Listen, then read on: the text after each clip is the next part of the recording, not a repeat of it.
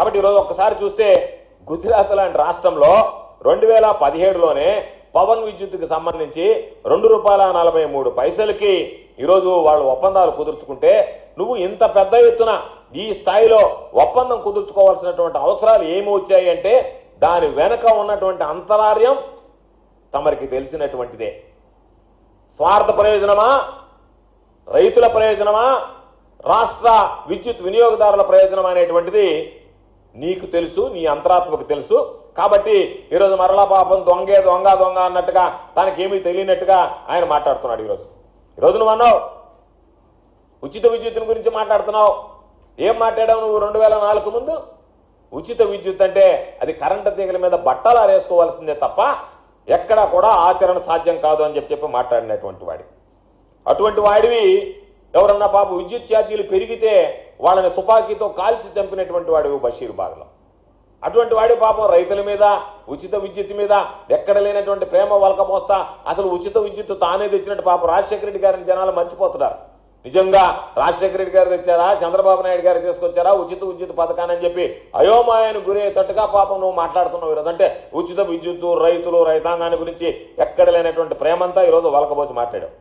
నువ్వు లాస్ట్కి ఉచిత విద్యుత్తు ఇవ్వలేము అని చెప్పి దాని గురించి మాట్లాడితే డిస్కంలకు సంబంధించినటువంటి బకాయిలు పెట్టి వెళ్ళిపోతే దాదాపుగా మూసివేసేటువంటి గిసికి డిస్కంలు అయితే కొన్ని యూనిట్లు షట్ డౌన్ అయిపోయాయి. ఈరోజు మనం చూస్తే కొన్ని యూనిట్లు అసలు నడవకుండా పోయాయి, మూతపడిపోయాయి. ఏదైతే పవర్ ధర్మాలకు సంబంధించినటువంటి పవర్లు రావాలనో దానికి సంబంధించినటువంటి డిస్కంలకు నువ్వు అన్నిటికీ బకాయిలు పెట్టేస్తే వాళ్ళు పాపం ఆ డిస్కంలు పవర్ కొని ఇవ్వలేక అప్పులు పాలై మూసివేసేటువంటి పరిస్థితికి ఏర్పడ్డాయి.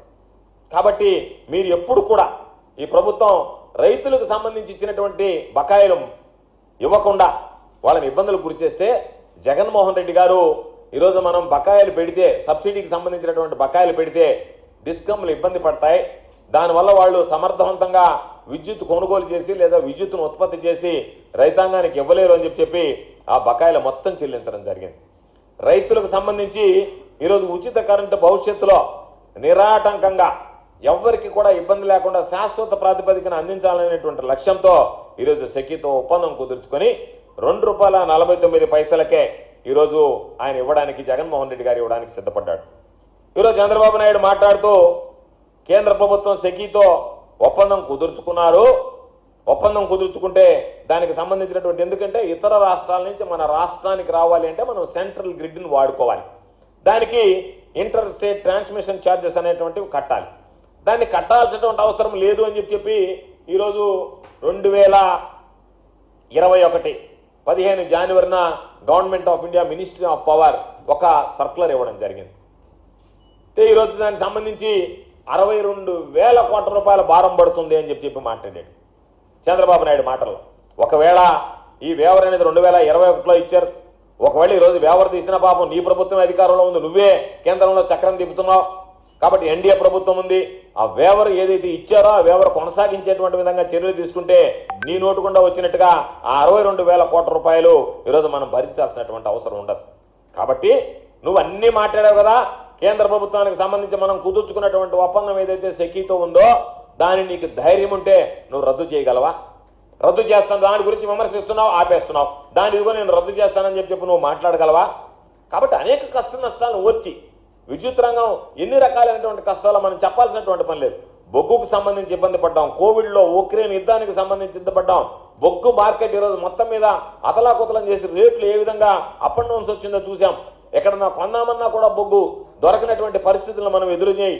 వీటన్నిటిని చూసి వీటన్నిటిని తట్టుకొని జగన్మోహన్ రెడ్డి గారి ప్రభుత్వం సమర్థవంతంగా విద్యుత్తుకు సంబంధించినటువంటి వినియోగదారుడికి కానీ రైతులకు అందజేయడంలో అడుగులు వేసిందనేటువంటి విషయాన్ని ఈ సందర్భంగా నేను గుర్తు చేస్తున్నాను. గత ఆగస్టు నెల చూసాం. సాధారణంగా ఆగస్టు నెల వచ్చేటప్పటికి ఎండాకాలం విద్యుత్ వినియోగం ఎక్కువ ఉంటుంది. ఆగస్టు నెల వచ్చేటప్పటికి తగ్గుముఖం పడుతుంది. దాని ప్రకారం మనం అంచనాలు తయారు చేసుకున్నాం. అంచనాలు తయారు చేసుకుంటే రోజువారీ గ్రిడ్ వేసవిలో ఏదైతే ఉందో రోజువారీ గ్రిడ్ డిమాండ్ 230 మిలియన్ యూనిట్లు అయితే దాదాపుగా మనం 170 నుంచి 185 మిలియన్ యూనిట్లకి ఆగస్టు నెలకు వచ్చేటప్పటికి తగ్గిపోతుంది అనుకుంటే ఏమాత్రం తగ్గకుండా ఈసారి విద్యుత్ వినియోగం అనేటువంటిది సాధారణంగా ఏదైతే వేసవి కాలంలో ఉంటుందో అదేవిధంగా దాదాపుగా రోజుకి 45 మిలియన్ యూనిట్ల నుంచి 55 మిలియన్ యూనిట్లు ఎక్కువగా ఈరోజు మనం వాడకానికి అవసరం వచ్చింది. వాటన్నిటికీ సంబంధించి అన్నిటిని అధిగమించి ఎక్కడా కూడా రైతులకు కానీ వినియోగదారులకు కానీ ఇబ్బందులు పడకుండా జగన్మోహన్ రెడ్డి గారి ప్రభుత్వం చర్యలు తీసుకున్నది. అదేవిధంగా ట్రూ అప్ ఛార్జీల గురించి మాట్లాడతా ఇవన్నీ నాకు తెలియదు, ఇవన్నీ నేను చూడలేదని నంగనాచి మాటలు మాట్లాడాడు. పాపం ఆ టెర్మినాలజీ ఆయనకు అర్థం కాలేదంట, కొత్తగా ఉందంట టెర్మినాలజీ వినడానికి. ట్రూ అప్ ఛార్జీలు అనేటువంటిది తమరే పాపం మర్చిపోయారా, లేకపోతే మతిమరుపుతో బాధపడతా ఈ విషయాన్ని కన్వీనెంట్గా పక్కన పెట్టారా?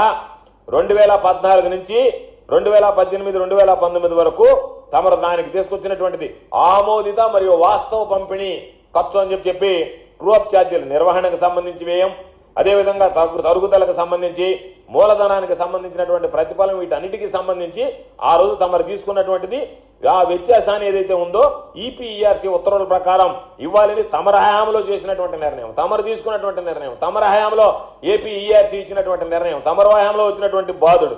కాబట్టి నువ్వు మన ఎన్నికల్లో చెప్పావు ట్రూ అప్ ఛార్జెస్ అన్ని కూడా నేను దాదాపుగా ఎత్తివేస్తానని చెప్పావు.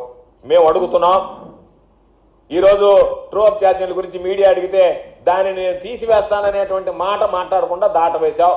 అన్ని విషయాలు ఏ విధంగా మాయ చేస్తున్నావో మోసం చేస్తున్నావో అదేవిధంగా ఇది కూడా మోసం చేస్తున్నావు మాయ చేస్తున్నావు అనేటువంటిది అర్థమవుతుంది. కాబట్టి ట్రూ అప్ ఛార్జెస్ ఏదైతే ఎలక్షన్ టైంలో నేను తీసేస్తానని చెప్పావో దాన్ని తీసేసేటువంటి పరిస్థితి ఉందా? తీసేస్తావా? తీసివేయడానికి సిద్ధంగా ఉన్నావా? దానికి సంబంధించి స్పష్టంగా సమాధానం చెప్తే బాగుంటుంది. కాబట్టి దాదాపుగా మనం ఒక్కసారి చూస్తే ఈరోజు ఈ ప్రభుత్వం మొత్తం 2014 నుంచి 2019 వరకు నువ్వు ఉంటే నీ పదవి కాలంలో 5 ఏళ్లలో ఏపీఎస్పీడీసీఎల్కి సంబంధించి 13,255 కోట్ల రూపాయలు మాత్రమే సబ్సిడీ రూపంలో నువ్వు ఇవ్వగలిగావు, అంతకుమించి ఇవ్వలేకపోయావు. జగన్మోహన్ రెడ్డి గారు 2019 నుంచి 2024 వరకు ఈ 4 ఏళ్ల సమయంలో సబ్సిడీకి సంబంధించి 47,800 కోట్ల రూపాయలు ఇచ్చారు. 47,800,92 రూపాయలు జగన్మోహన్ రెడ్డి గారు ఇచ్చినటువంటిది. 47,800 కోట్ల రూపాయలు జగన్మోహన్ రెడ్డి గారు సబ్సిడీ ఇస్తే తమర హయాంలో ఇచ్చింది 13,255 కోట్లు. దానిలో రైతులకు సంబంధించి ఉచిత విద్యుత్ బకాయిలు చూస్తే